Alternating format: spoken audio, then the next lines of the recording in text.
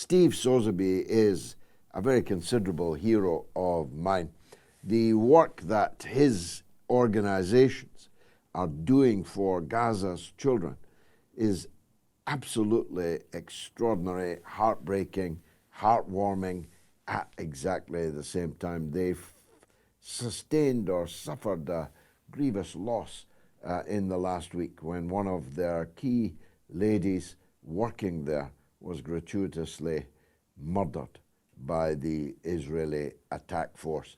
And we wanted to talk to Steve about the orphanage attack last night, the school attacks that are ongoing, the decapitations, the amputations, the calvary being suffered by the children of Palestine, particularly in the Gaza Strip. Steve, welcome back to the Mother of All talk shows. First of all, our condolences for the loss of your colleague.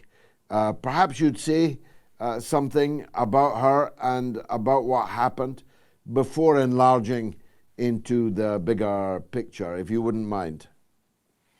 Yeah, thank you, George, for having me on and for the great work you're doing, your voice for the oppressed and for the suffering and for justice.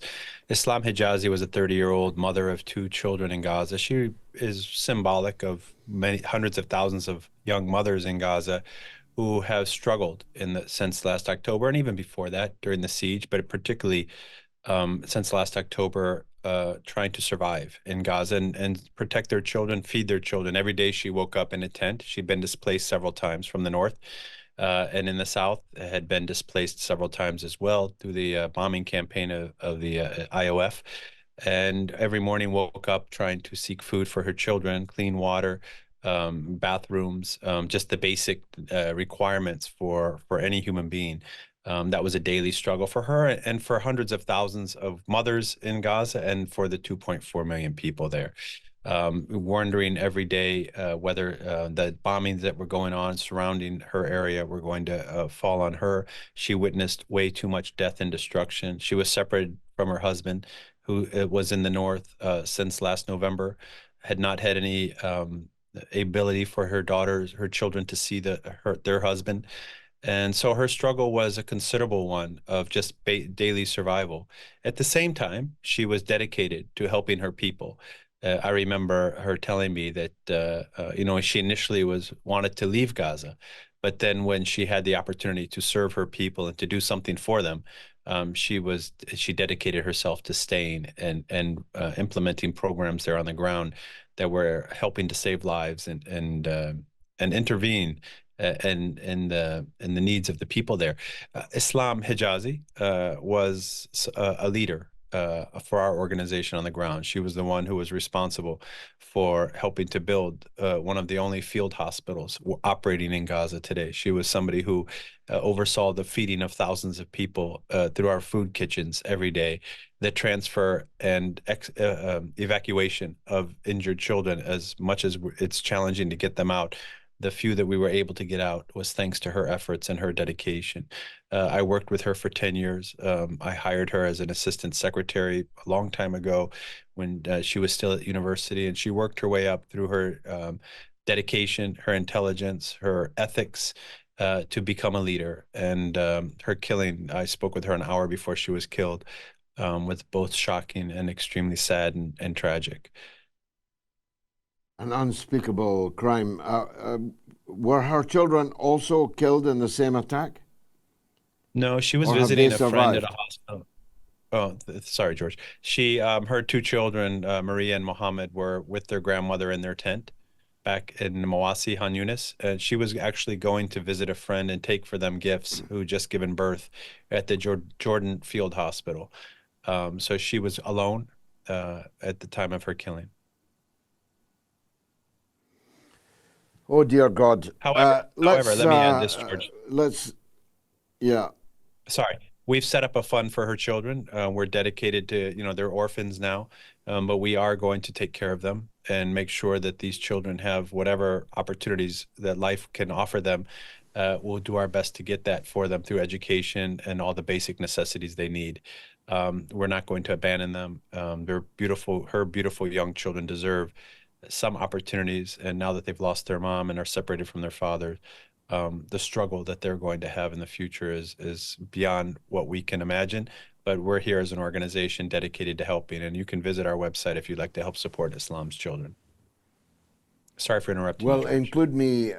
include me in that project, please, Steve. Anything I can do on that, I will. The wider picture: business as usual, carnage as usual, even an orphanage, the scene of slaughter overnight, in pure rage at their inability to stop Iranian missiles. They took it out on orphans in the Gaza Strip. You begin to run out of words for what these people have done, don't you? I think we've all run out of words a long time ago. This is by far not the first time these kind of bombings of innocent children has taken place. We remember back in October of last year, the bombing of Al Ahli Hospital, in which hundreds of people who were seeking refuge outside the hospital were decapitated, as you said earlier, were killed, burned, and suffered permanent disabilities and amputations as a result. This happens on a regular basis in Gaza. We've seen it to the extent that the world has become so desensitized that it hardly makes headline or has any mention in the news any longer. But the Gazans and the Palestinian people are taking note, and they're very aware of these crimes. And those of us who are here supporting the people on the ground there are very much aware of what's happening. And God willing, there will be accountability for these crimes one day. I mean, so give us again your website details so that people at the end of this show can help you. Steve. Yeah, it's healpalestine.org, www.healpalestine.org.